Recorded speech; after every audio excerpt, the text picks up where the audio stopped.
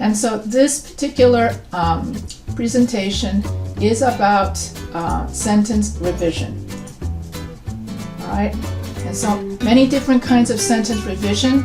You can use basic sentence structure, coordination, subordination, relative clauses, parallelism, modifiers, introductory phrases, prepositional phrases, substitution, and transition words. In this presentation, I will show you ways in which you can have sentence structure and variety in your paper. So use a variety of compound and complex sentences to get rid of your simple sentences. A simple sentence is subject, verb, object. John eats a sandwich. A compound sentence is two sentences joined by for and, nor, but, or, yet, and so. A complex sentence is when you have a dependent clause and an independent clause together as one sentence. A compound complex sentence is when you have a compound sentence, John is American, and John lives in France and Jan lives in the United States.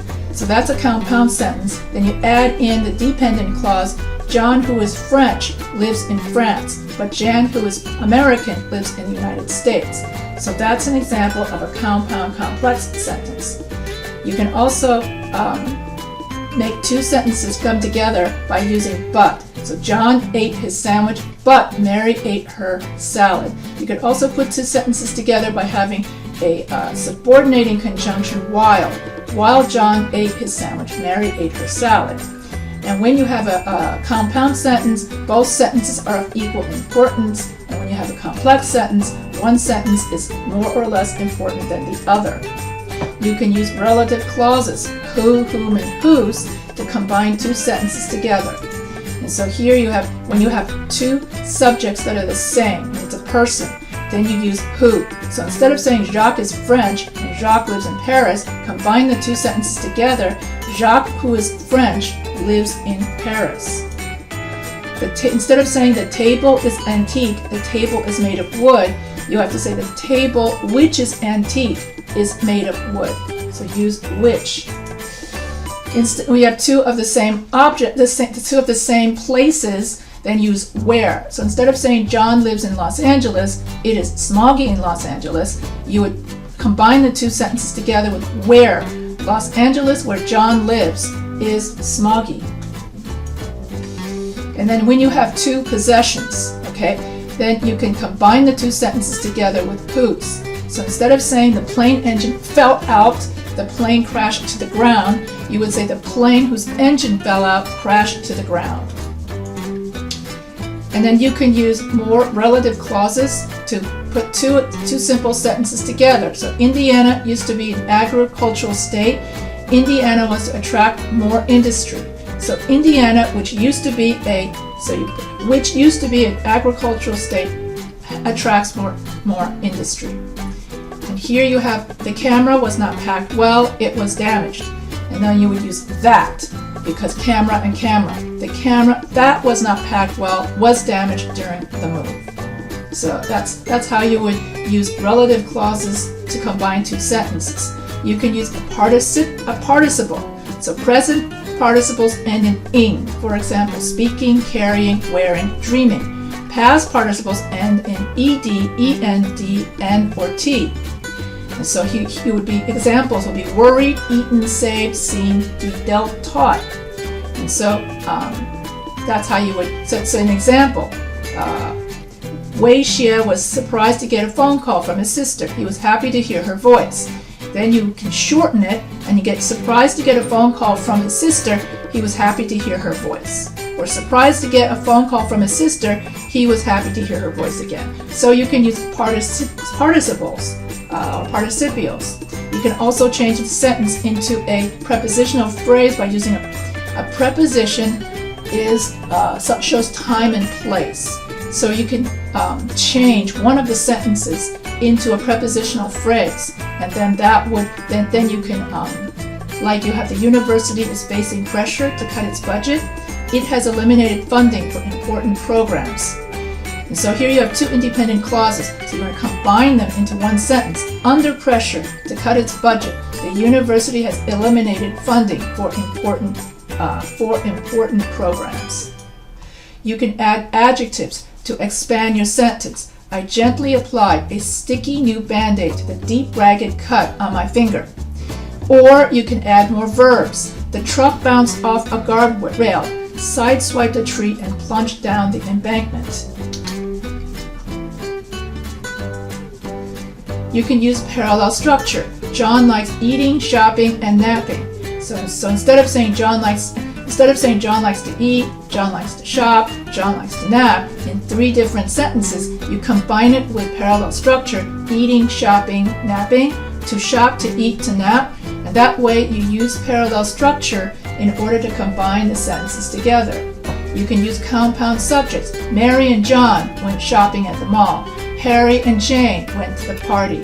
Professor H and her students love to engage in the forums. Use compound verbs. John ate and slept. Mary wept and cried. Use geron subjects. Shopping is fun. So when you have an ing word that looks like a verb but acts like a noun, that's a geron.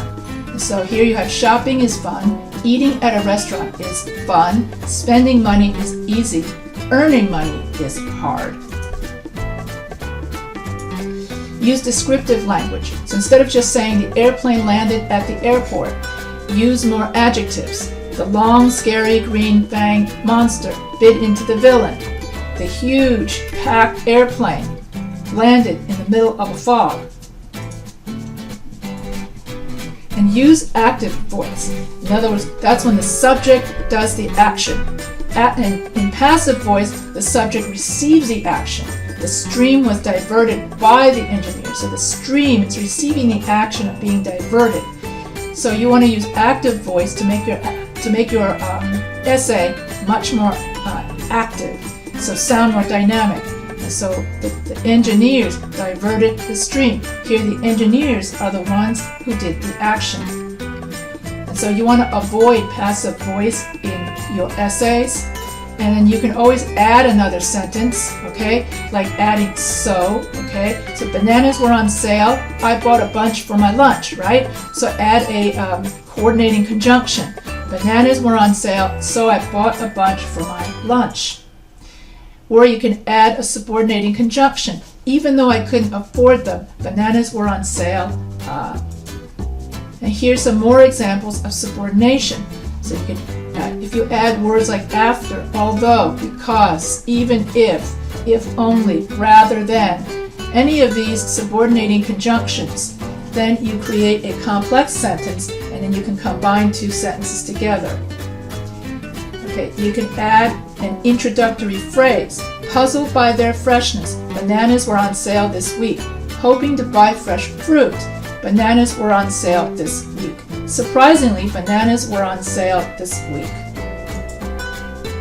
You can add an ing phrase by taking away he was. He was hoping to buy an expensive computer, however, I did not have enough money.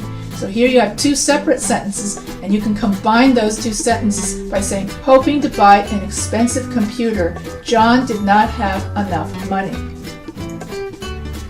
You can add an adverb phrase. So get rid of I and was. And instead of saying I was happy to get married, you could say happily married. I did not have any interest in dating other people.